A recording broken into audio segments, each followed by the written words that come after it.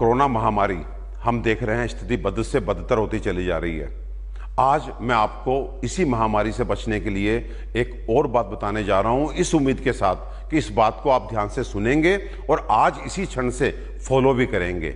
और ये जो बातें मैं आपको बताता हूं, ये मैं अपने क्लिनिकल एक्सपीरियंस से बताता हूं, अपने एनालिसिस से बताता हूं। ये सुबह 7 से 9 जो मैं आपको जगाने के लिए सड़कों पे उतरता हूं, उसके बाद सुबह 9 से शाम 5 बजे तक हम कोरोना के पेशेंट्स देख रहे हैं, कोरोना के suspected patients as well as corona के कंफर्म्ड पेशेंट, और उनको भगवान की दया से अच्छे से ट्रीटमेंट कर रहे हैं। और आज जो बात मैं आपसे शेयर करना चाहता हूं वो ये कि आज ये वायरस हमारे एयर में फैल चुका है, क्योंकि 80% लोग ऐसे हैं जो नहीं जानते कि वो कोरोना पॉजिटिव हैं, उनको सिम्टम नहीं है, लेकिन वो कोरोना के पोटेंशियल एक तरह से कैरियर्स हैं। वो बिना मास्क लगाए सड़क पे घूम रहे हैं और उनके मुंह से निकले हुए वायरस के छोटे छोटे पार्टिकल वो एरोसोल के रूप में हमारे एयर में हैं। तो इसलिए अगर इस अज्ञात शत्रु से आपने बचना है तो आज आपका भगवान आपके मंदिर में मास्क के रूप में प्रतिष्ठित होना चाहिए,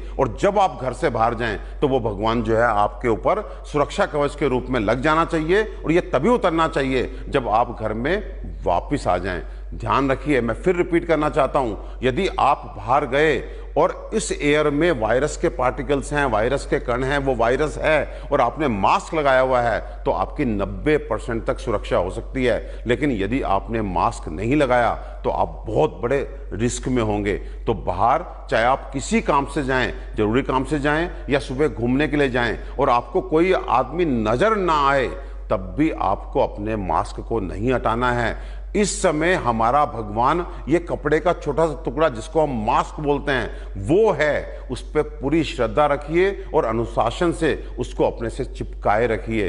अगर आपने इसके साथ जरा सी भी असावधानी की या इसको लगाने में जरा सा भी आपने आलस दिखाया तो आपको बहुत बड़ा भुगतान भुगतना पड़ेगा।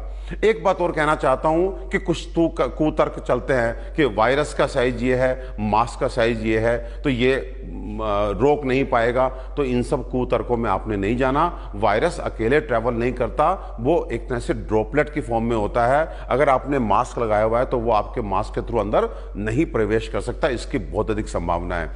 साथ में आप रुमाल बांधते हैं मास्क के रूप में, तो उसमें भी एक बहुत एहतियात आपको बरतनी है, क्योंकि अक्सर हम रुमाल बांध करके 1 घंटा बाहर जाते हैं, कुछ सब्जी खरीदते हैं, दूध खरीदते हैं, दवा खरीदते हैं, फिर घर लौट के आते हैं और आकर के जो है अपने रुमाल को अपनी जेब में डाल लेते हैं। उसके बाद फिर उसी रुमाल को निकाल करके आप जब दोबारा बाहर जाते हैं तो जो बाहर का हिस्सा होता है उसको आप अंदर बांध लेते हैं। जानते हैं, ये करके आप सीधे वायरस, बैक्टीरिया या डस्ट के वो पार्टिकल जो आपके शरीर के लिए अच्छे नहीं थे, वो आपने पहले बाहर उसको चिपकाया और अगली बार उसी बाहर की सरफेस को आपने अंदर करके सीधे उनको अपने मुंह के थ्रू और नाक के थ्रू शरीर में प्रवेश दे दिया। तो ऐसा ना करें। जो मेरी बहनें चुन्नी लपेटती हैं या जो मेरे भाई अंगोछा लपेटते हैं वो भी संभल जाएं, क्योंकि अंगोछा और चुन्नी में ये संभव ही नहीं है कि आप डिफ्रेंशिएट कर सकें कि पहले कौन सा हिस्सा बाहर था, कौन सा अंदर था। देखिए, ये महामारी अभी कुछ महीने और चलनी है, तो इसलिए आप मास्क की आदत डाल लीजिए,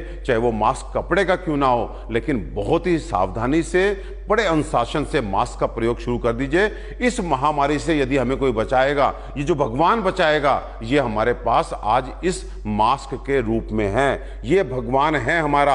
आज जान लीजिए, ये मास्क आपका भगवान है। इस भगवान के साथ बिल्कुल भी अनुशासनहीनता नहीं करना, नहीं तो इसकी बहुत भारी कीमत हमें चुकानी पड़ेगी। वायरस हवा में है। आज आपको चिकित्सक नहीं बोलेंगे, आज आपको हो सकता है मीडिया ना बोले, सरकार भी ना बोले, क्योंकि आप पैनिक हो जाएंगे। मुझे ऐसा लगता है कि आपको सही बात बताना मेरी ड्यूटी है, लेकिन साथ ही साथ आपको बताने के साथ मैं आपको उसका उपाय भी बता रहा हूं कि एयर में वायरस है, लेकिन आपने मास्क लगाया तो आपका कुछ नहीं बिगड़ेगा। लेकिन यदि मैं ये कहूं कि अभी कुछ नहीं मालूम है और आप मास्क बिना निकलते हैं, तो शायद उसका हमें जो है खामियाजा भुगतना पड़ेगा। तो आपको ध्यान रखना है। दूसरी बात, एक नया शब्द हर्ड इम्यूनिटी सुनने को आ रहा है कि कुछ लोग, बड़े बड़े वैज्ञानिक आपसे कह रहे हैं कि बाहर जाइए, आप वायरस से एक्सपोज्ड होइए, आपकी बॉडी में एंटीबॉडीज बनेंगे, आपका सुरक्षा एक कवच बन जाएगा। इसे हर्ड इम्यूनिटी जो बोलते हैं कि हर्ड इम्यूनिटी डेवलप कर जाएगी। लेकिन भैया,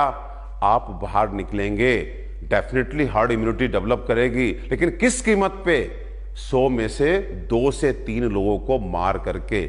यानी कि आप बाहर निकले और निकल करके आप युवा हैं, आपको कुछ नहीं होगा, लेकिन आपके बड़े, आपके अपने माँ बाप, आपके अपने प्यारे नाना नानी, दादा दादी, आपके छोटे छोटे बच्चे, 2-2 महीने और 1 साल के बच्चे, अगर उनको हमने हार्ड इम्यूनिटी डेवलप करने के लिए बाहर निकाल दिया तो आप समझिए कि हर 100 में से 3 लोगों को खो करके, 3 लोग कौन से? आपके अपने माँ बाप, आपके अपने भाई बहन, उनको खो करके अगर हार्ड इम्यूनिटी डेवलप की तो ये बहुत महंगा सौदा है, तो इसे हम नहीं अफोर्ड कर सकते। प्लीज आप हार्ड इम्यूनिटी को दुस्साहस दिखा करके डेवलप मत कीजिए। आप सारे प्रिकॉशंस लीजिए, और सारे प्रिकॉशन लेने के बाद भी, क्योंकि अब वायरस हमारा एक तरह से कम्युनिटी स्प्रेड में आ चुका है, थोड़ी बहुत चूक होगी, वायरस इतनी मात्रा में अंदर जाएगा कि आपका एक तरह से हार्ड इम्यूनिटी नेचुरली डेवलप कर जाएगी। लेकिन दुस्साहस करते हुए बाहर आकर के हार्ड इम्यूनिटी को इंटेंशनली डेवलप करने की कोशिश नहीं करना, क्योंकि ये बहुत महंगा सौदा साबित होगा। और साथ में प्लीज, जो हमने अपने पहले वीडियो में आपको 10 बातें बताई हैं, उनको पूरी तरह से फॉलो कीजिए। वो आपके लिए आज की लक्ष्मण रेखा है। ध्यान रखिए, लक्ष्मण रेखा को हमारी देवी सीता, हमारी मां सीता ने लांघा था, उसके बाद उनको भी भुगतना पड़ा था। तो ध्यान रखिए, इस लक्ष्मण रेखा को लांघने की कोशिश मत करना।